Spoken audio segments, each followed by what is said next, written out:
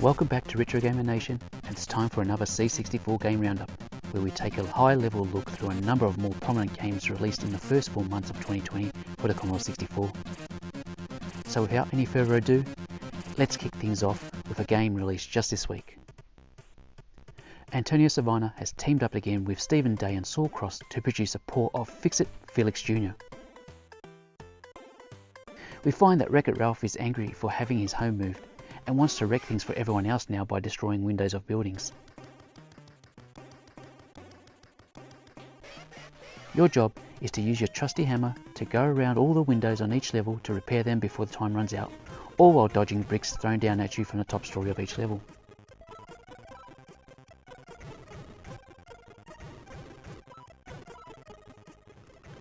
As you progress through levels, you'll find obstacles blocking your path around the building facade and flying duck hazards impeding your progress. This adds a subtle depth to the game that would otherwise be a bit one-dimensional. It Felix Jr for the C64 is pure arcade gaming bliss. The overall presentation and game handling is top-notch. You can't help but to go back for another round. Well done. By the way, the game is available for free, but Antonio is accepting donations with all proceeds going to UNICEF. The same development trio are also responsible for the release of Crackpots, a port of an Atari 2600 game originally released by Activision.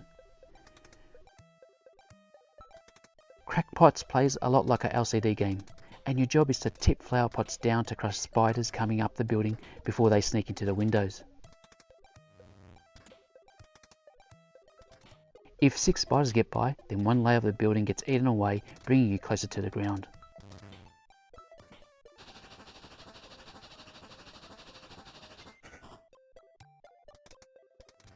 Just like the previous 3 titles in the trio's current Activision adaptations, this is a high quality, faithful conversion that is fun in short bursts.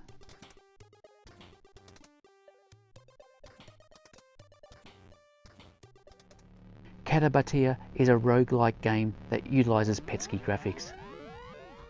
You have the choice to play as a warrior, rogue or magician as you traverse down the dungeon, with the layout gradually opening up the deeper you go into the labyrinth.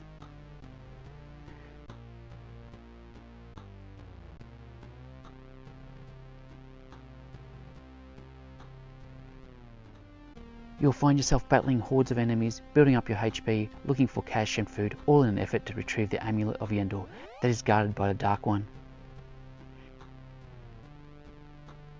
Bhatia offers some nostalgic style gameplay that proves to be somewhat enjoyable to experience. Nice effort.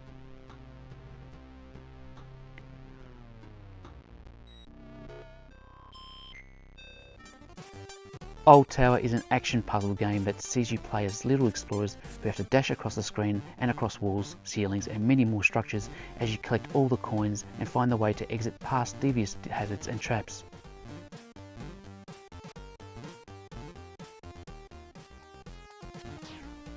Old Tower is a port of the original title released for the Sega Mega Drive and features 40 levels, a great soundtrack and the ability to swap between multiple characters to solve puzzles.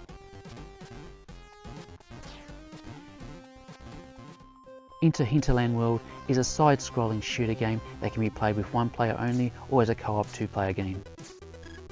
The game starts off in an interesting way in that your initial objective is to just navigate your way safely through the first section of the game.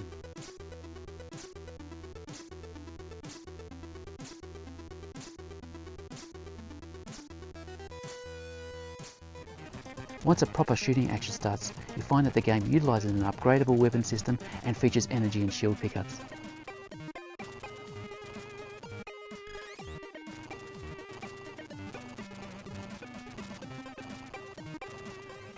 Overall, Into the Hinterland World is somewhat refreshingly unique looking, even if the primary gameplay on offer is the usual fare.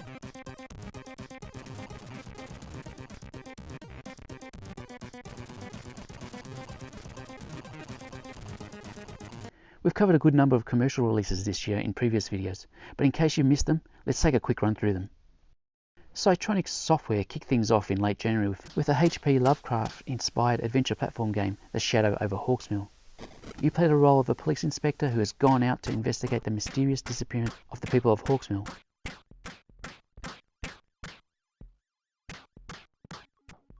The overall production value is of very high standard and the gameplay on offer is absorbing.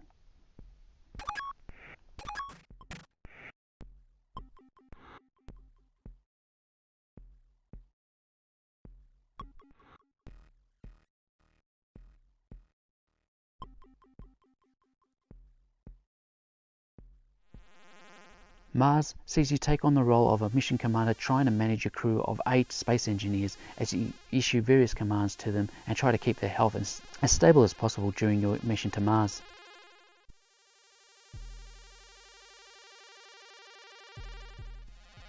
All the action takes place on one screen. The general premise is quite good, but there is only one mission and the path to success is linear. The Lord of Dragonspire pays homage to the Masters of Magic with this action-adventure game that sees you play the role of a brave warrior out on a mission to defeat the demon before he spreads his influence across your homeland. Combat is turn-based, but the difficulty setting is high on this game, and you will initially spend your time running away from enemies so that you can level up before you're able to take them on.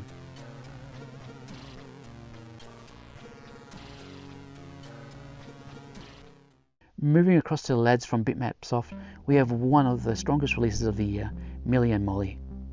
A puzzle platform game that is certainly the best of its genre to ever grace the Commodore 64. Your objective is to simply clear each level of the monsters by running into the side of them.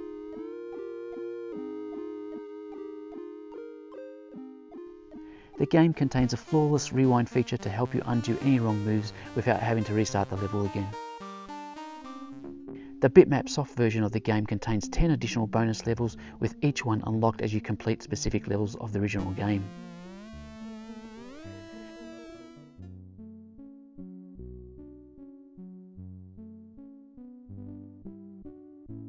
Double-sided games kicked off their year with the release of Hired Sword 2 in early April.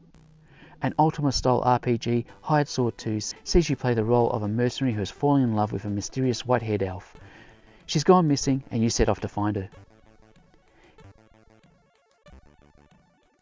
Featuring crude 1980s teenage-style humour, the game narrative won't be for everyone, but those of you who appreciate the humour on offer should have a good time exploring and fighting a wide range of enemies.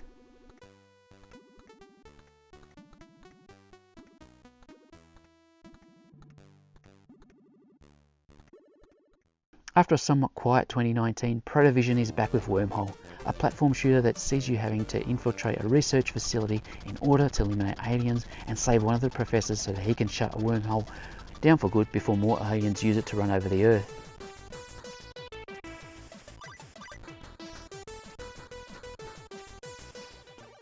Yes, the design of the game assets appears to be borrowed from many classic titles, but what the game lacks in originality is made up for with some fun and challenging gaming action.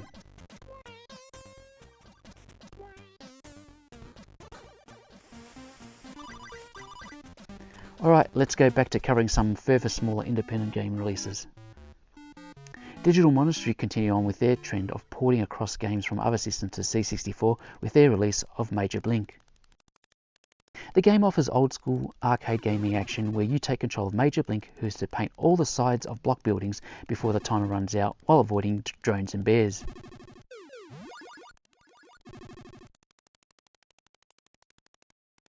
The bears become even more annoying as they can unpaint any area you've already painted, which will result in a 2-time score penalty. Paint all the block buildings and then it's on to another level. Simple. And just in case you're wondering, yes, the figure that looks like an old blind man is actually a bear. City Bomber 4K, developed by the Mega Style team, sees you dropping bombs down on a city landscape as your plane flies side to side. Each time your plane flies across the other side, it reappears at a lower altitude, and your aim is to completely wipe out all the buildings and trees before the plane flies into them. It's a fun little game within the confines of a 4K file size.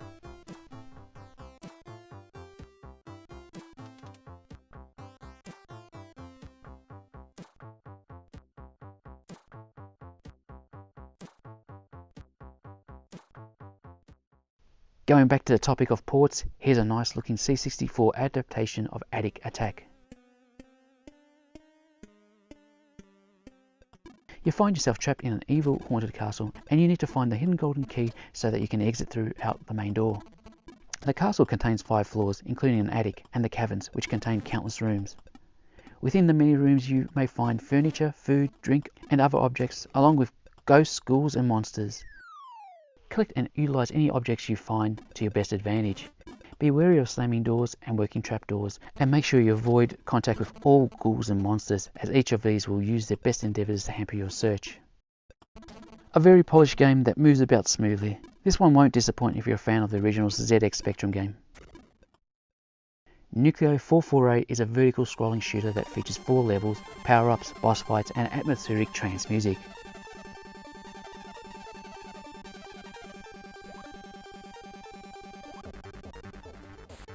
Unfortunately, the game engine is founded on the CX platform, and as a result, the action is hampered by some slow movement throughout the game, preventing Nucleo from really getting out of first gear.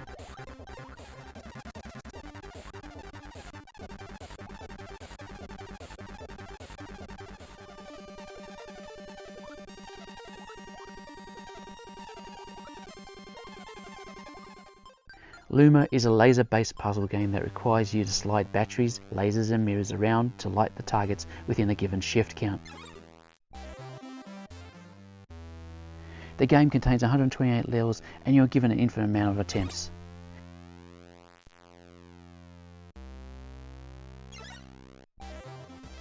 As you're not likely to complete all levels in one sitting, a handy passcode system is provided. Luma is sure to be a hit with any gamer that is looking for a bit more of a cerebral experience with their 8-bit gaming, and all proceeds of the game are being donated to the Extra Life charity. Nice one.